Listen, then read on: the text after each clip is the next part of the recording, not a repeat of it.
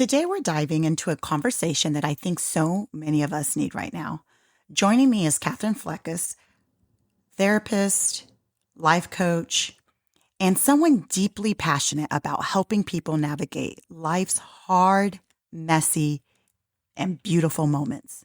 Through her work, Katherine helps people better understand themselves, their relationships, and the stories they carry. We're talking about healing, emotional well being, and what it really looks like to show up for yourself. Let's get into it. Hi, I am your host, Leonette Talley, and you are listening to Virago 24/7. Virago is Latin for female warrior, and 24/7 is for all day, every day. Virago 24/7 is a weekly podcast that brings diverse women together to talk about life and our experiences in this world. We share our views on self-love, mental health, marriage, children, friendships, and really anything that needs to be talked about.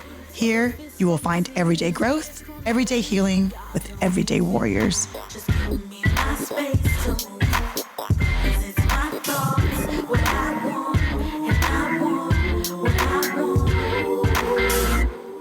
All right, Miss Katherine Flechaus. Very good. I'm so happy to have you on today with Virago 24/7. You are a licensed, is it a clinical social worker? I'm a licensed clinical social worker and life coach. And a life coach. And what I read is that you focus a lot on overthinking, anxiety, excessive worrying, perfectionism, all the topics that I love to talk about and learn about. So tell us more. Tell us how you got to this point, why you got into this profession, and what you do to help people like me that are overthinkers. I got into this profession 30 some odd years ago. I started as a Bachelor of Social Work, working in healthcare. Then thought, well, maybe if we could intervene with people earlier, right? Maybe they wouldn't end up in the hospital with all these chronic illnesses and what have you. So I got my master's in social work and started counseling. And I have counseled through the gamut of kids, adolescents, young adults, seniors. And what I started to see is the connection, that sort of thread that wove through, like this overthinking, this perfectionism, it comes from somewhere, right? So where does the belief that generates the thought start? And that usually what I was seeing was a pattern of it starting earlier in life, whether it was, a family experience, a school experience, a peer experience. And that belief system formed around whatever that experience was. And what happened was that we created these patterns or safeguards that supported that core belief. Right? So it worked when we were younger. If you struggled through middle school and middle school girls and bullying and, expectations, right? You learn to become a people pleaser because then you could stay in that relationship. You could navigate that relationship. So that's where it started. And so the more that I saw that pattern, the more I started thinking in terms of looking at things this way, like not just addressing the surface behavior that people were coming to me with, but because that wasn't working, was learning to go a little bit deeper. And then what I also saw is that, you don't have to have a mental health condition to need this kind of work. And that's kind of the limitation to counseling, right? Is you have to either go through your insurance, have a mental health diagnosis, have a mental health condition. So that's when I got into life coaching, to bring this to a wider audience of people, to say, people pleasing, overthinking, these aren't psychiatric conditions. They're just conditioned beliefs. So that's kind of how I got here. So that's interesting that we're talking about this, because I was just talking to my son who just graduated high school, and he's an athlete. He's going to play football. He's been playing football, Nice. and he's going up north to play football for college. And So one of his anxieties, we were talking this morning, is him doing well when he goes up there when it comes to football. I just want to do well, and so he's just overthinking. What would I like? What can I tell him to help him through that? Well, I would get curious with him about where that anxiety is coming from. Like, what makes you think you're not going to be good, right? You were good enough to get selected by this school, right? You've done well in high school. I'm sure he played in middle school and as a kid, right? So where does this message come from him that he might not be good enough? Was it a coach that was, kind of hard and saying you're never good enough? Because some coaches use that, approach to get kids to work harder. And for some kids it works, and for some kids it's not helpful. Um, yeah, so kind of talk with him about, where is this coming from? Why do you think that? Where did you hear this message that maybe you're not good enough to be there? Oh, I like that. Okay, I'm going to use that. I'm going to use that.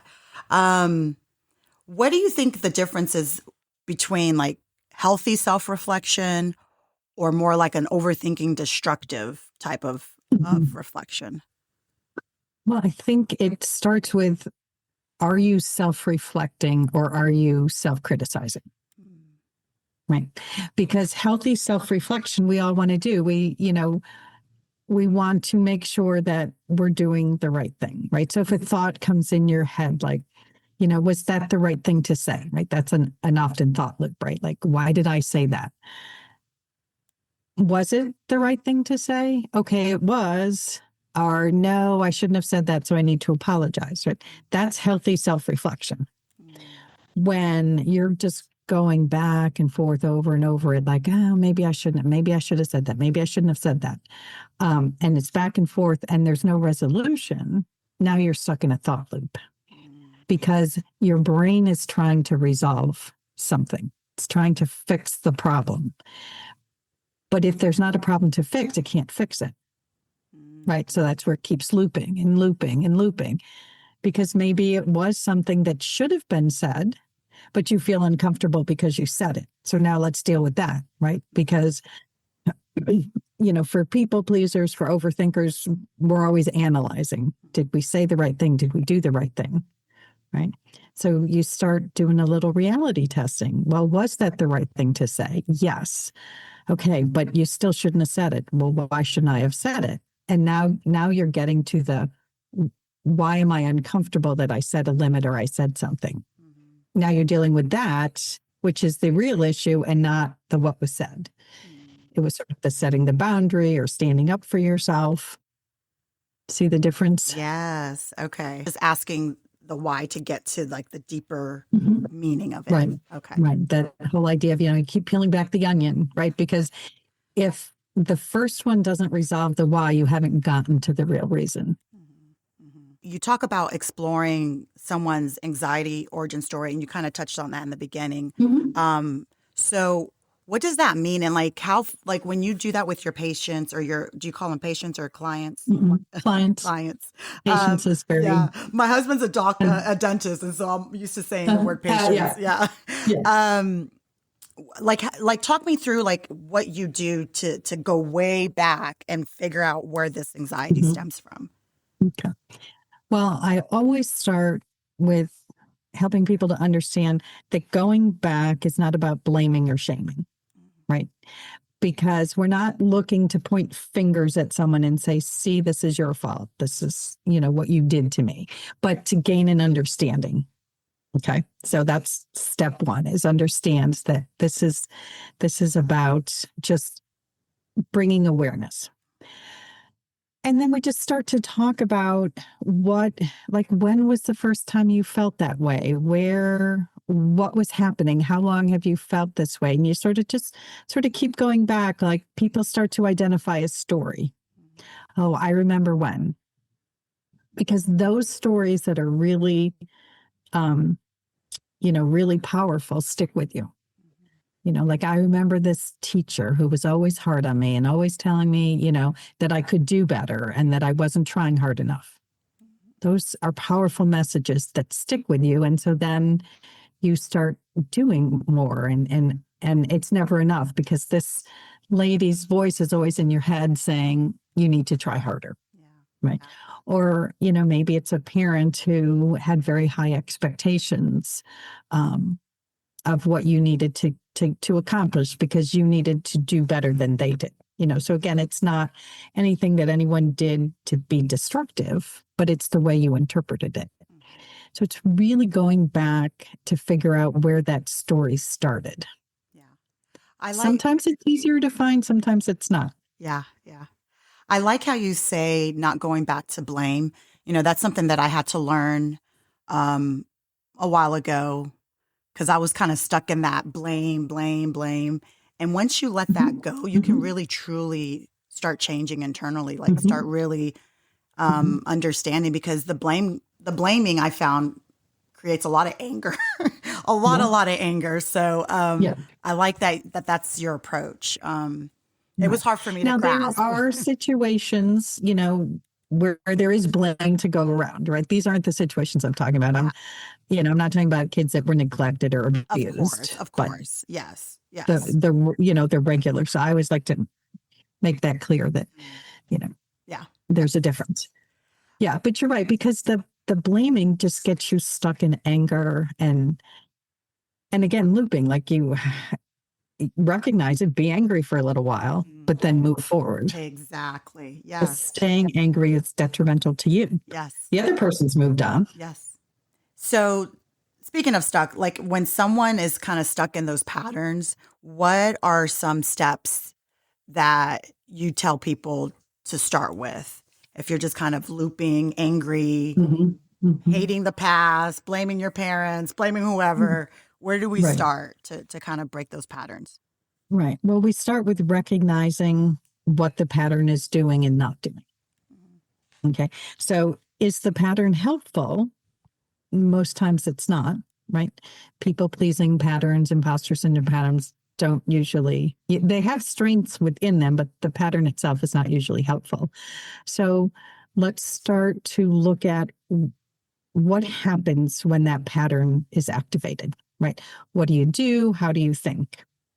Now let's interrupt those thoughts, because you need to understand why the thoughts are there and how they influence your behavior.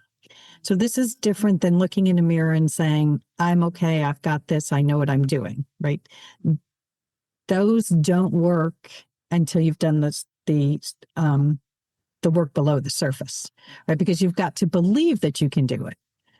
And so you start with something simple. When is the pattern activated? When I have trouble setting, let's understand why you're having trouble setting boundaries. What are you afraid will happen?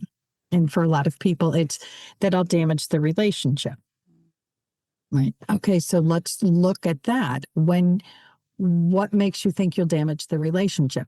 Do you want to keep a relationship that you have to put more effort into than the other person does? Mhm. Right. Because if we take that story of going back to the middle school bully, you had to do that to keep the relationship, because at that point, those kinds of relationships were so important, would make or break you socially in school. So it was an adaptive pattern, made sense then. But now what you're finding is that all I'm doing is attracting people that need things from me, and people, not the people that are giving and taking like a good relationship should be. Mhm. So when you understand what the real fear is that's generating the behavior, then you can start to look at things with a new perspective. Oh, I have the choice. Do I want to keep this relationship? Mhm. Yeah. Is it I find that it's more difficult when it's more like family members Mhm. versus friends. How do you kind of guide people through family Mhm. dynamics? Right. Because the difference with family is, I mean, some people do in some cases require it, but in general, we can't get rid of our families, Yeah, right? yeah. We see them when they're there at holidays, Mhm. but we can still change the expectation that we have of them and that they have of us, right? So sometimes it's retraining people, right? Because part of the problem with people pleasing is we have taught people how to interact with us. We've taught them that, okay, I'm going to be the go-to person. I'm going to be the one that solves all the problems. I'm going to be, right? And so it's learning to change that dynamic. And how can I pull back? Not be the first one to raise my hand, not be the one to solve the problem. And then people will begin to interact differently with you. It takes time because, again, these things didn't happen overnight, so they don't get fixed overnight. There are no quick fixes, but, maybe, if you have that kind of relationship with a sister who's always coming to you for advice, you very slowly stop fixing and start maybe asking more questions, sort of turning it back over to them, or recognizing, this is one thing I had to learn. I've got 4 sisters, so I know sisters. um, you know, not all the time when they come for advice do they want advice. Oh yeah, I've learned that. Right? Right? Yes. And here's me, the so sure I'm going to solve it all, right? Yeah. And so to very slowly stop solving, because then all they do is get annoyed because they don't like your solution or whatever, to just start asking questions like, well, what do you think you should do? Or just be reflective. Oh, that sounds like that's really hard. And then they have to start fixing it for themselves. Yeah. And you're preserving the relationship because they're not mad at you for coming up with a solution or saying something they didn't want to hear. And you're not feeling responsible for fixing them. I feel like I am a recovering people pleaser. I'm not. I used to be, and I've grown out of it. I think with the help of my husband, he is not a people pleaser at all. And so just learning from him, why do you think it's difficult for people to say no? And how can we kind of get past that? Like, what can we do to feel comfortable saying no to people? Well, we have to understand why we're afraid of saying no, right? Like, what are we afraid is going to happen?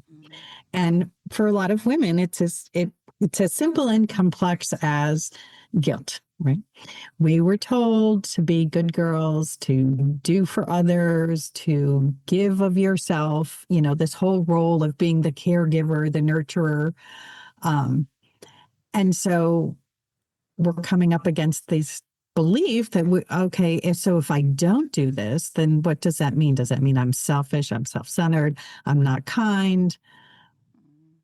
And so when you can understand that, oh, I can set limits at times and be supportive and be helpful, or yeah, I can be selfish, that it's okay. If people are asking me to do things that I don't really want to do, I do have the right to say no. Yeah. I've learned. And then work through the guilt because that feeling is coming. So let's acknowledge that the feeling is coming and how are you going to work through it? Yeah. I've learned that majority of the people accept the no graciously.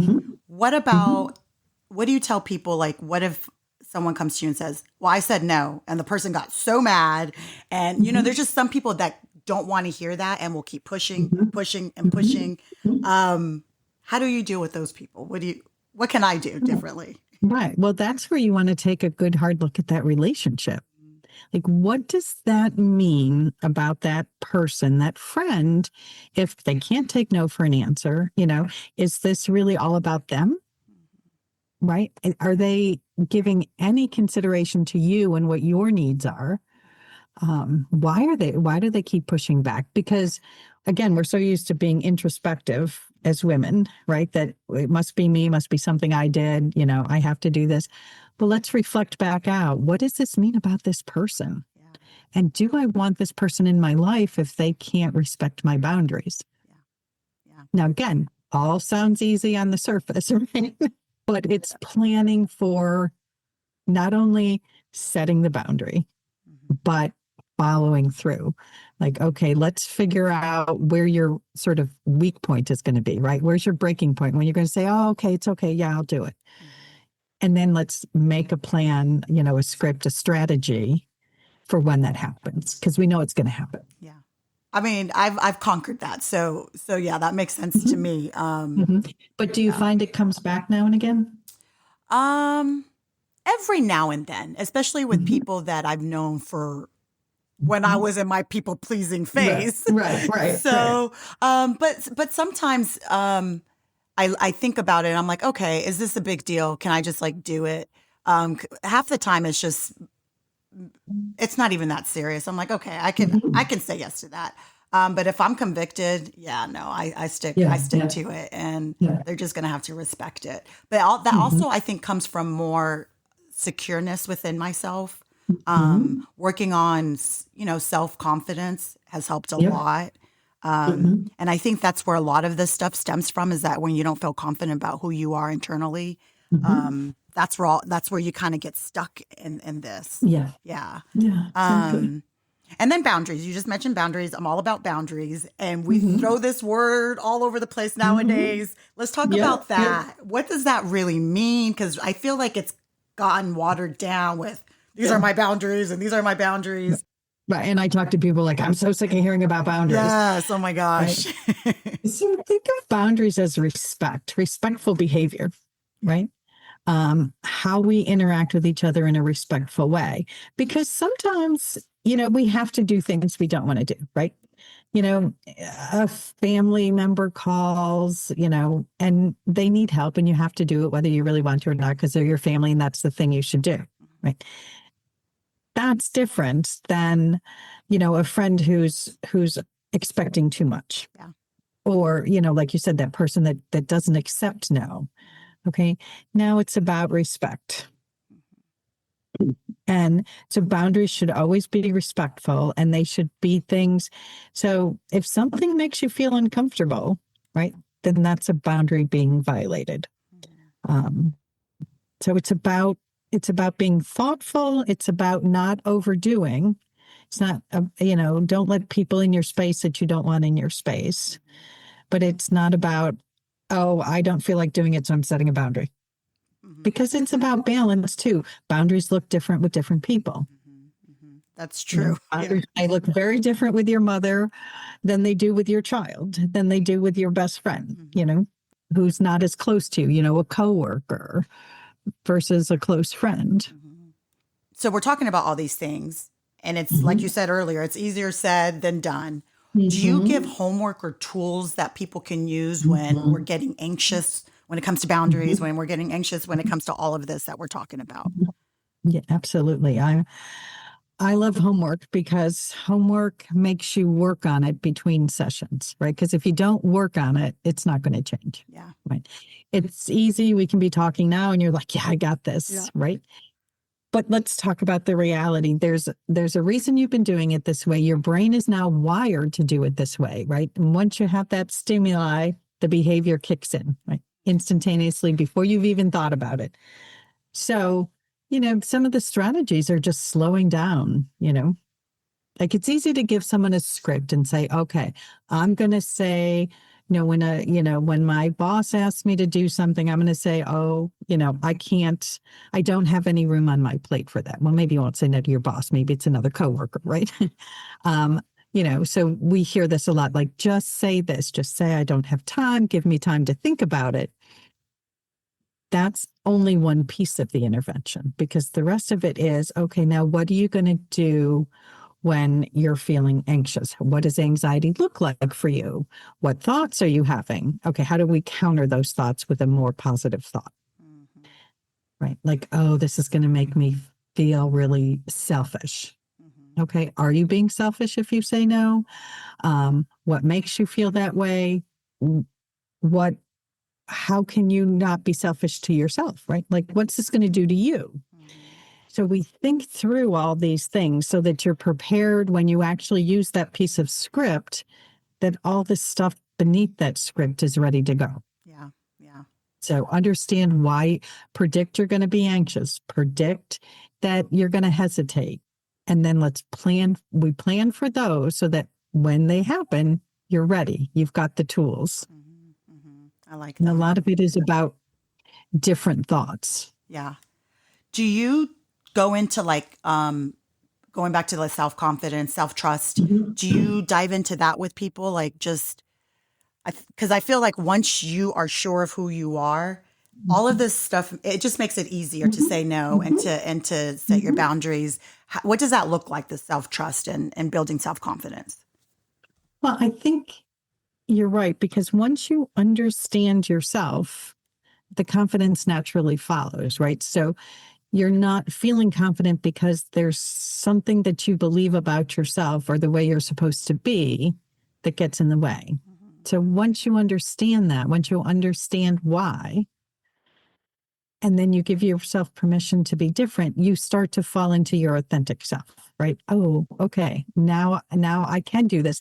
And you've had experiences that show that, the world isn't going to burn down because you said no to somebody. Mhm. And you start to have those, what I call, restorative experiences. So you realize, oh, I can do this and everything's going to be okay. Yeah. I mean, maybe I lost this person in my life, but what I can recognize is that that was a good thing, Yeah. that this isn't somebody who was good for me to have in my life. Mhm. So it's not a bad thing. Where before, losing somebody was a bad thing because it meant I wasn't good enough. Yeah. Right. Now I know I get to make a choice. The self confidence starts to come from that. Yeah. Yeah. No, I have experience from losing friendships like that. And Mhm. at the time when you're going through it, it just feels so big and so Mhm. emotional. And oh my gosh, what did I do? What have I done? Like what just happened? But when you sit back and Mhm. you realize, that friendship was not fulfilling me in the way that I Right. thought, or maybe I've grown into a different version of myself Mhm. and it worked then, but it doesn't work Mhm. now. And so what Right. I like to tell people, I mean, I'm not a clinician or anything, but I mean, I've learned it with my own life. Yeah. Is that, man, like it's freeing? Actually, it's a freeing Mhm. experience once you get through the sadness and like the Mhm. grief of of Mhm. losing friendships or relationships. But I feel like, I don't know. It just feels good to have my own back and to consider Mhm. myself instead of always Mhm. considering others. Yes, we want to consider Mhm. others, but we're no Right. good to other people if we're not, there for Good to ourselves. So yourself. yeah. Yeah. So yeah. Like you said, pay attention to after. Hmm. Oh, I feel this, I'm better. I'm yeah. healthier, right? Yes. Yeah. This person was not good for me. Hmm. And so it's okay. And now Yes. you have that experience that I can say no. Hmm. It's good for me. It's not being selfish. Yeah. Yeah. The world did not burn down. Exactly. And I still think those memories and think those moments. We had wonderful Mhm. Mhm. times. But Mhm. now, it's time to move on to Right. something Right. else. So, Right. Because friendships are not always permanent, right? We have mhm, different friendships at different chapters of our life. I mean, we have those wonderful people that walk with us through all our chapters, exactly. but Exactly. a lot of people are part of a chapter. Once I learned that and really truly understood it, Mhm. it doesn't make it easier. It does make it easier, but we're still humans and we're still going to feel Mhm. big emotions. But Mhm. once we get past that, it's not as scary as it seems. Okay to have those emotions, Yeah. just don't be held captive by them. So if someone is listening and they have no clue what we're talking about because they haven't even started on step one, they're just lost. And Mhm. I've been there. Like, I don't know what my purpose is. I don't know what my passions Mhm. are. Mhm. I don't. Well, I think.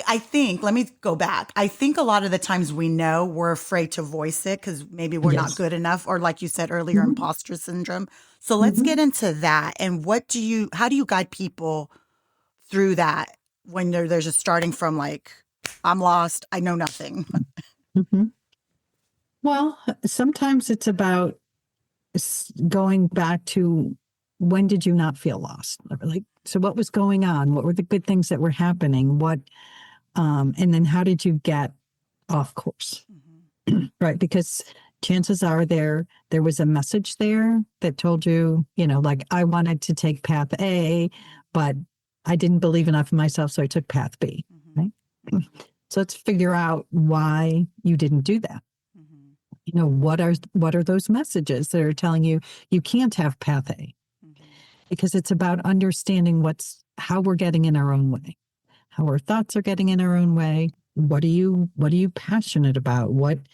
Start with the very basics. And we sort of used to take those personality Mm-hmm. quizzes in school. And if you're good at this would be the kind of job you would take, Yeah. So you just start asking questions about what are you passionate about? What were you passionate about? Why aren't you passionate about that anymore? Mm-hmm. Because in there, you're going to come up with a theme of what's getting in the way. And then once again, you get rid of those things, you have the emotional energy and the self-confidence to do it. It's always about awareness. I think with me, it was choices that I made that took Mhm. me down a different path. And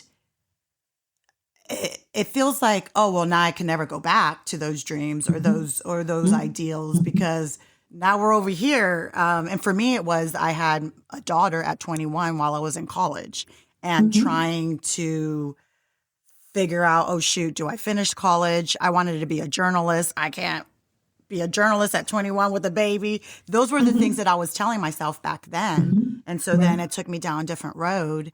Years go by and it's just like, yeah, now it's too late to go back to that. Right. Well, so then you ask yourself, is it really too late to go back to that? And if it is, what's something adjacent to that? Mhm. Right. Like, what was it about journalism that got me excited? This, what we're doing Right. right now, talking to Right. people and Right. connecting. Yeah, yeah, Right. And so you found a way to do that. yeah, that's true. That's true. Yeah, Right. The passion is the connecting with people. yes, The avenue you had in front of you was journalism, but now you found a different way to do it. yeah, yeah, So sometimes it's just about finding the next something that fits now. exactly. I've thought about it, but now that we're talking about it, yeah, that's true. Mhm. That's true. I found a Right. different way. Yeah. Right. So it's never too late, is what you're saying. It's never too Never late. too late. What does like living like a healthy, mentally healthy life, what does that look like for people that think it should be perfect? Because obviously Mm. we all know it's not going to be perfect. Right. So what's the alternative to perfection? Well, it's understanding that, right? That there is no perfect life, Mhm. right? There's what we make and how we find happiness within our life. And it starts also with not comparing yourself to other people, Mhm. right? Oh my gosh, social media has its advantages, but it gives this, a fake impression that people's lives are one way than another. So I encourage people, if they're feeling like, oh, so and so's life is better than mine, oh, look at what she's doing, look behind the curtain. Mhm. you know is it really that good? Is it real? Mhm. um, are they struggling in other areas Mhm. so that they're balancing their life a certain way, just like you're balancing your life a certain way? Mhm. What are they doing? And is that something that you can take on? Like, are they, being grateful for the things that they have instead of worrying about what they don't have? That's a good quality you can pick up from someone. Yeah. So it's understanding that perfection doesn't exist, Mhm. Yeah. right? So what makes you happy? How are you having good relationships in your life? Are you connecting with the right people? That's a good mentally healthy lifestyle. you Mhm. know it doesn't mean you have the big house, the fancy car, the three kids dressed perfectly and nobody ever gets dirty and we look great on camera. Yeah. It's what makes you happy, and not comparing, Mhm. because that's where the unhappiness lurks. Yeah. Yeah. Yeah. I try to tell my kids because I have three kids and then the youngest when she was young, like a lot younger, she's 15. But when she was like in elementary school, she did a lot of that comparing. Mhm. And what I would tell her, it's like we all have our own gifts. Because Mhm. she'd be like, "Oh, I wish I could sing, or I wish I could do that, or I wish I," Mhm. and I'm like, Mhm. "Well, I mean, there's certain things that we were not given those gifts or talents, but let's look Right. at what you were given Mhm. and let's work with Right. that. And some things can be learned. Like, Yeah. okay, you want to learn how to play the guitar or whatever, like that can be Mhm. learned. Mhm. I know some people are just born just gifted that way. And those are the people that she looks at. But I'm like, Right. stop comparing. Let's stop this. So when we realize we all have a gift, all of us. Mhm. Mm-hmm. And we just have to just tap into that and not be Right. envious. Be excited for other people's gifts. Like, Right. look at Right. them. Look at them go. Good for them. Right. And that's a beautiful way to teach, especially girls, to be Mhm. like, celebrate your friend's Yes. success. Yes. You know, don't be jealous, don't be bitter. Hmm. Celebrate their success because they'll celebrate your success. And Exactly. you know, Yep. maybe your gift isn't as outspoken as a beautiful singing voice. Mhm. Let's find the meaning in what your gift is. Exactly. Like I wanted the gift of singing and I was not given that gift. I think God knew what he was doing when I said I would be just all over the place with my voice. Um Oh, no, yeah, my daughter has an amazing singing voice. She was really. a professional musician for a while, and they sing and Oh, they sing the baby to bed. And my granddaughter says, Mimi, sing me a song. I'm like, Mimi doesn't sing. I'm like, we can sing, it's just not going to sound good. Right. Well, I'll read you another book. Oh, I love it. I love it. What's a belief that you specifically that you had to unlearn to Mm, become the person you are today? Let's yeah, I had to unlearn a lot of people pleasing Okay. and a lot of imposter syndrome. Hmm. You know, I mean, I grew up in a small town with a big family. You know, everyone went to the same school, everyone had the same teachers, you know, so you sort of get pigeonholed Hmm. into this is the way this family behaves. This is the friends this family has, you know. And so I had to learn to be my own person, Yeah. you know, figure out who I was separate from this big, great family that I had, you know, who was I within that? Um, and then, you know, of course, being raised with so many people pleasing just became sort of a natural, like, let's keep everyone happy, let's keep everything moving smoothly. And so those are things that I've had to get over. I've had to learn to say no to people, Hmm. right? Had to learn to put my own needs first. And like you said, once you get on the other side of that, it feels like, oh, well, that shouldn't have been that hard. Yeah. I should have been doing this a long time ago. Yeah. Right. But it really was a journey. Hmm. I mean, even now, sometimes, I mean, I've worked for 30 years. I have a ton of experience in different areas. And sometimes I think, why is anyone coming to me? What do I know? Yeah. Right. Because I'm not A, B, or C, right? That Hmm. comparison that comes back in. And that's when you have to go back to those old skills. Remind yourself, don't compare yourself to other people. You know, you are you and you have a message to give. Yeah.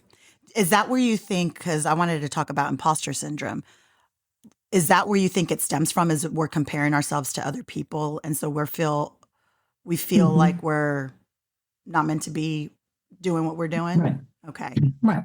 Mhm. You know, someone is prettier than me, someone is skinnier than me, someone is more intelligent than me, you know, someone is more artistic than me, Mhm. right? It's always that comparison. So I'm comparing myself to other people. Like we're talking about other people's talents, other people's gifts, and not believing in my own. Yeah. Yeah. That I have to prove what you didn't have to prove, you know, but she didn't have to prove. I Yeah. have to prove. And I've spent so much time proving that I never get to the finish line of I'm here. I've arrived. I know enough. Yeah.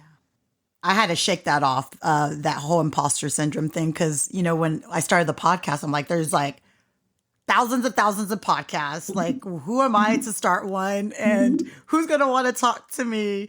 Right. Um, but once you get past that and realize there's room for Mhm. everybody, and Yeah. everyone's running their own race and their Mhm. own journey, and just Mhm. kind of stay focused on your path.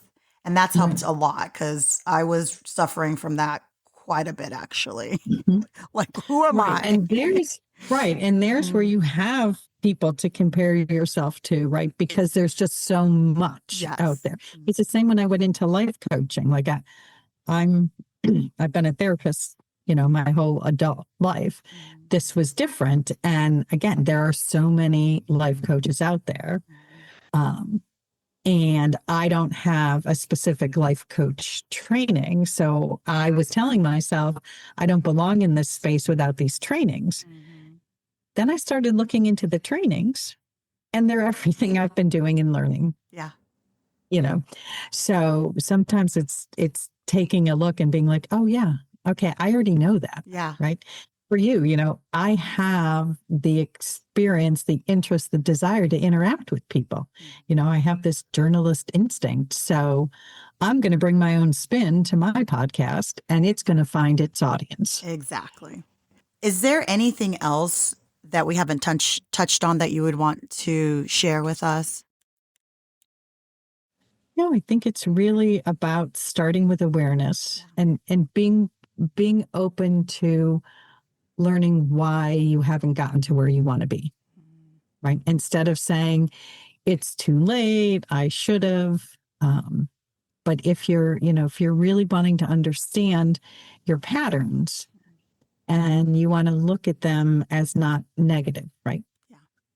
We can, people pleasing gets termed as a negative, right? Like that's a negative, but there's a reason, right? So, if you're looking to understand the why, then, this is the kind of work you want to do so you can figure out what your next chapter is. Yeah. Where can people connect with you, learn about you?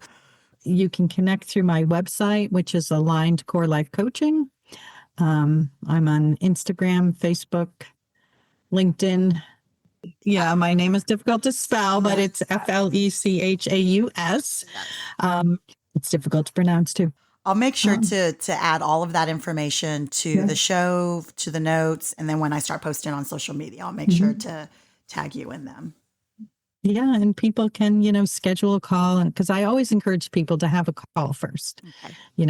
and talk to several different people. Like if you want to get into life coaching, talk to a couple of different life coaches, especially if coming at it from a people pleaser and imposter syndrome, you're going to be it's going to be hard to say no to somebody, right? Yeah. But schedule 3 calls and plan on not answering, right? People want you to answer right away, right? They want you to make a decision right then and there. But plan on having 3 calls and then comparing, how did I feel when I talked to that person?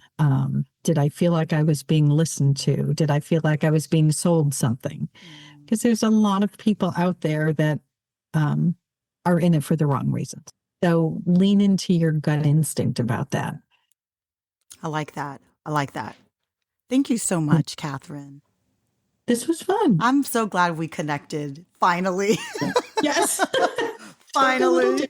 We got here. Yeah, thank you so much. I love this conversation. I love talking about this kind of stuff because I've gone through it myself. I still go through things, and I love to like get all the information so that I can start, using it in my own life. So I appreciate it. And best of luck to your son. He will do great in his new school, but Yes, I think he's going to be big amazing. transition. I think he's always been this way. He's an introvert. Like he's the true definition of an introvert. But yeah, I think he'll be fine. And we've gone through this before with the overthinking. So it's just another phase of overthinking. Right. Yeah. Right. Because now he's going to have to meet all these new people, this poor introvert. Yes. Yeah. Just help him recognize his skills, his gifts that he brings. Exactly. Yeah. Well, I appreciate you. Thank you so much. This was fun. Yes, all right. Yes, this was so fun. Thank you so much, Katherine. All right. Take care. All right. Take care. I'll leave you with this. Fill your own cup first, not out of selfishness, but out of necessity. You deserve to be nourished, not drained. You deserve to be whole, not half given. The world doesn't need your exhaustion. It needs your overflow. Thank you so much for listening to Virago 24/7. If you haven't done so already, go ahead and hit that subscribe button and please give us 5-star ratings. Also, don't forget to follow us on Instagram at Virago24_7 and on Facebook at Virago24/7. And just connect with us and share your story. We'd love to hear from you.